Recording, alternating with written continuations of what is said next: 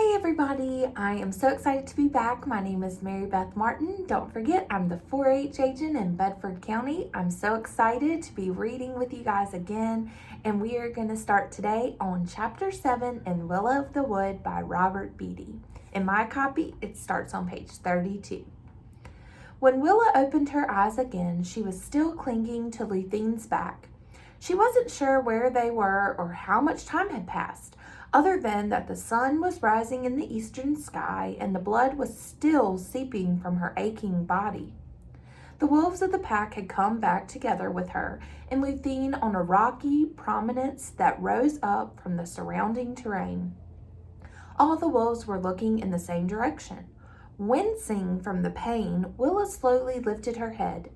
The wolves gazed out across a sweeping view of the mountains, the long blue ranges cascading one layer after another into the distance. The wispy white clouds hanging low in the valleys with the dark peaks and ridges rising among them.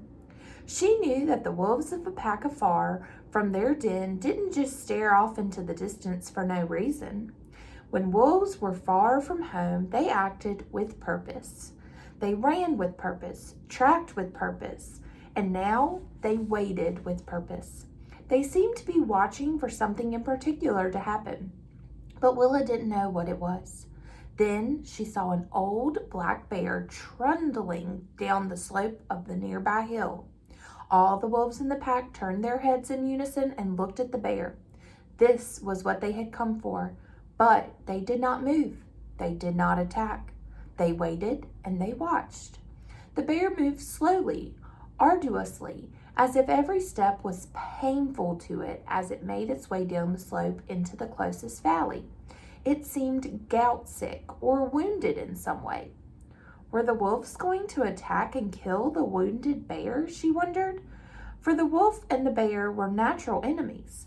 But the wolves did not move forward. They stayed perfectly silent and perfectly still, watching the bear until it disappeared into the midst of the valley.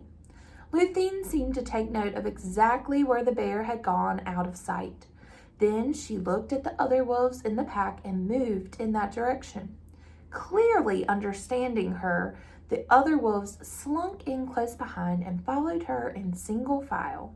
As Willa glanced back, she could see that the two male wolves stayed closest to Luthien, right with her, strong and steady, their bodies hunched low, their muscles tight, and their eyes alert. The two pale-gazed young pups were slinking along behind them, wary and uncertain, one of them visibly shaking his tail between his legs. Willa did not know what kind of danger they were all going into, but she could feel her body responding to theirs, the hair on her arms rising up, her ears tingling, her temples pounding. The wolves followed the trail of the sick bear into the white wall of thick fog and down into the valley. The colors of the forest faded into gray as the rocks and trees around them disappeared in the midst. Willa felt Luthien's muscles tensing, ready for the fight. As the long single file line of wolves moved through the fog, Willa couldn't see anything but white ahead on either side of her. She couldn't hold back the pang of fear. Where were the wolves taking her? She held on to Luthien's neck as the wolf lowered her nose to the ground and followed the large tracks of the wounded bear. Years before, when her Maw could still walk, Willa remembered crouching down in the undergrowth of the forest with her twin sister, Alu. The two of them watching their Maw's wrinkled fingers tracing reverently over the tracks on the ground.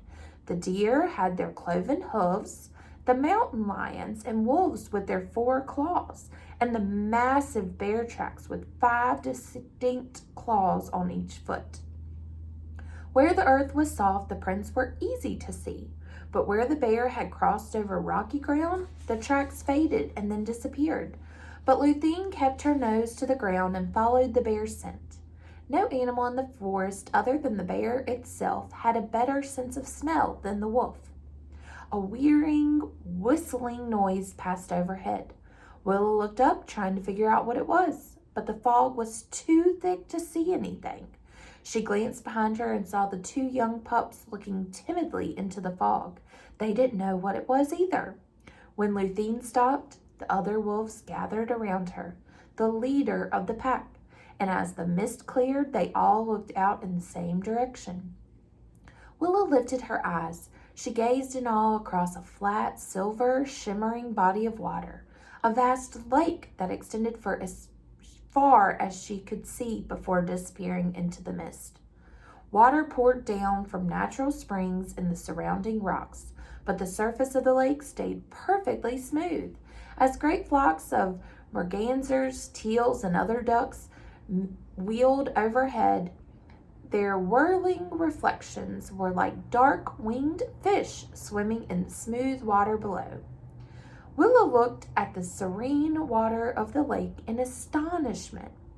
She had lived her whole life in a world of whispering streams, gushing rivers, and tumbling waterfalls, a place where water was always moving.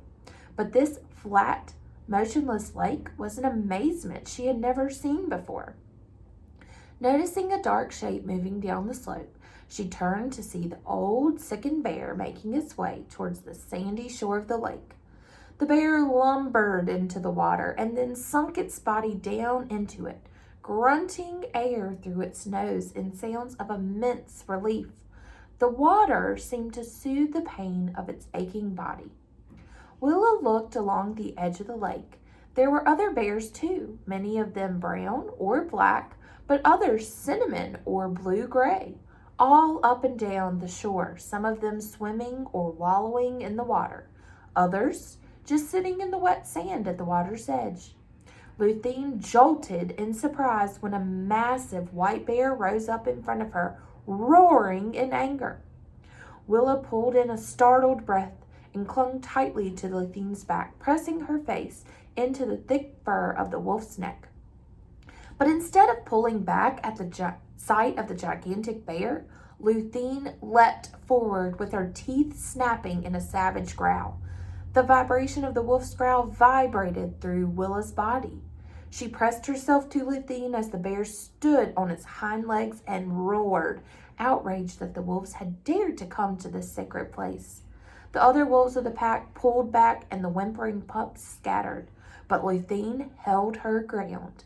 Willa could see that this bear was much larger and much older than any of the other bears. This was his lake, and he was going to protect it from intruders like these wolves. A single swipe of his enormous paw could easily kill a wolf or a Farron girl. But then, to her surprise, she realized that the bear wasn't just looking at Luthine. He was looking at her. Her skin and hair had reflectively blended into the color and texture of the wolf's fur. In all appearance, she had become part of the wolf. But the bear appeared to be able to smell her, and its dark eyes gazed in her direction. There was an uncertainty in the bear's expression, as if he thought he might know what she was. But he hadn't seen her kind in a long, long time. As the white bear slowly stopped snarling, Luthine did the same. The bear peered at Willa. She wanted to look away to avert her eyes. She wanted to run away, but she held the bear's gaze. Finally, the white bear dropped down onto all fours with a muffled grunt, and Willa let out a breath of relief.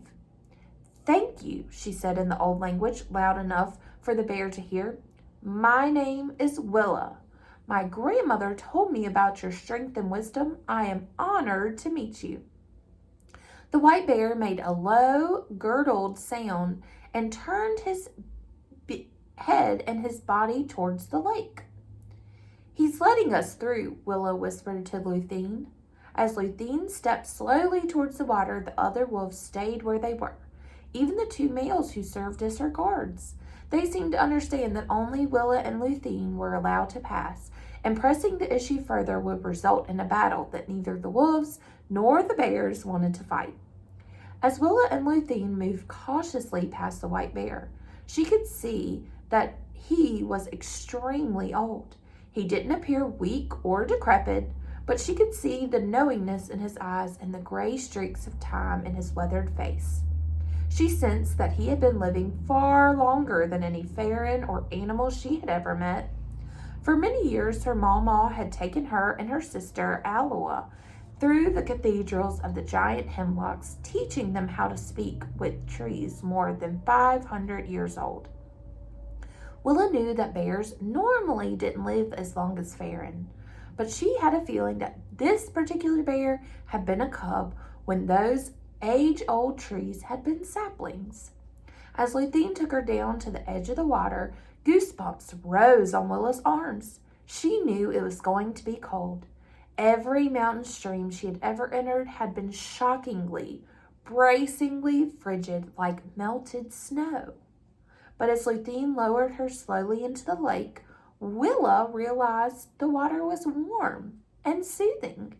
It felt as if the light of the sun had become liquid.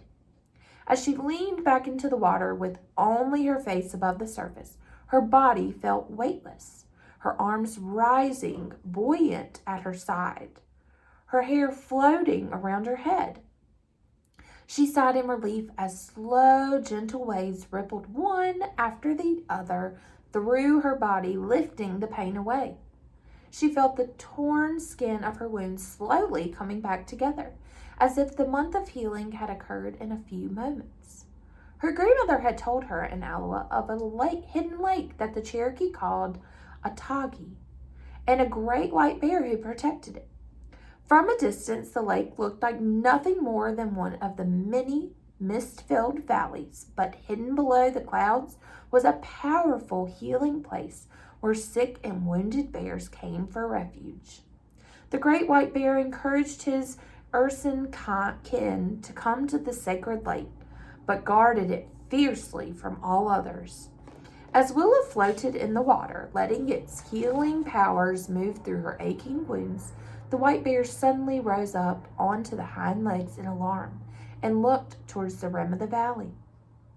The quills on the back of Willa's neck went taut as she quickly got her legs beneath her and crouched down in the water.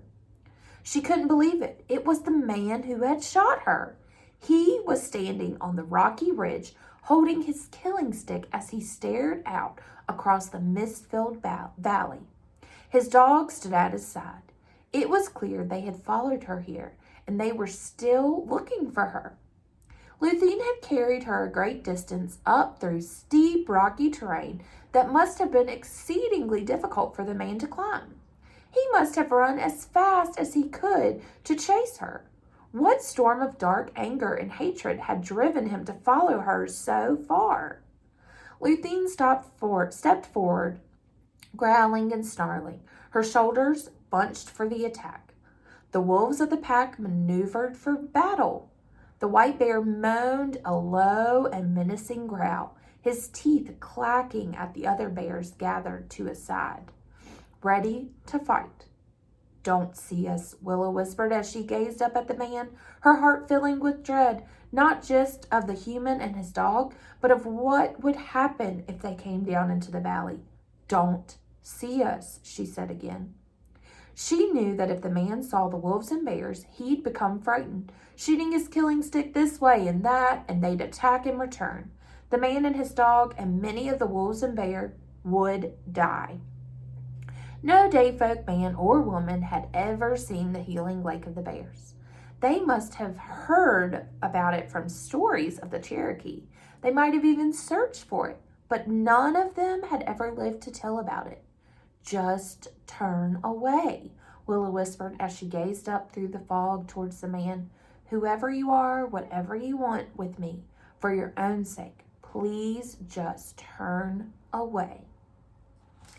Thanks for tuning in today. We've made it through chapter 8 so far, so I hope you have enjoyed and are able to tune back in as we continue Willa of the Woods.